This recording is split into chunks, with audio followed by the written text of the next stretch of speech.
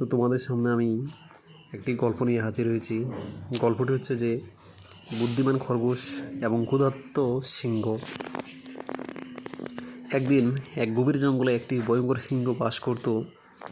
সে প্রতিদিন অনেক প্রাণী শিকার করত, যার ফলে পুরো জঙ্গল তার ভয়ে কাঁপত। সব প্রাণীরা একত্র হয়ে ভাবল, যদি তারা সিংহের জন্য একটি পরিকল্পনা করে তাহলে তারা রক্ষা পেতে পারে।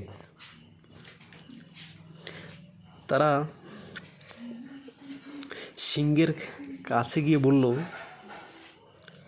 হে জঙ্গলের রাজা, যদি তুমি প্রতিদিন শিকার করা বন্ধ করো তবে আমরা প্রতিদিন তোমার জন্য একটা প্রাণী পাঠাবো। সিংহ এতে রাজি হলো। এরপর থেকে প্রতিদিন একটি প্রাণী সিংহের খাবার হতে থাকলো।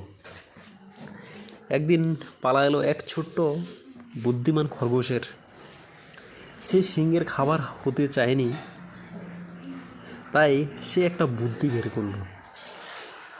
সে ইচ্ছাকৃতভাবে ধীরে ধীরে হাঁটতে লাগলো এবং অনেক দেরি করে সিংহের গুহায় পৌঁছালো। ক্ষুধার্ত সিংহ রেগে গর্জন করে বলল, এত দেরি করলে কেন? খরগোশ বিনীতভাবে বলল, হে মহারাজ, আমি সময় মতো রওনা দিয়েছিলাম, কিন্তু পথে আরেকটি সিংহ আমাকে থামিয়ে দিল। সে বলল, এই জঙ্গলের প্রকৃত রাজা সে। সিংহ খুব রেগে গেল। তাকে আমার সামনে নিয়ে চলো, আমি তাকে শাস্তি দেব। বুদ্ধিমান খরগোশ সিংহকে একটি গভীর কুয়ার কাছে নিয়ে গেল এবং কুয়ার ভেতর দেখালো। সিংহ নিজের প্রতিচ্ছবি দেখলো এবং ভাবলো, কুয়ার ভিতর সত্যিই আরেকটি সিংহ আছে। সিংহ গর্জন করলো, আর কুয়ার ভেতরে সিংহ তার নিজের প্রতিচ্ছবিও গর্জন করলো। সিংহ ভাবলো, সে তাকে চ্যালেঞ্জ জানাচ্ছে। রাগের বশে সিংহ লাফ দিয়ে কুয়োর ভেতর পড়ে গেল এবং ডুবে মারা গেল।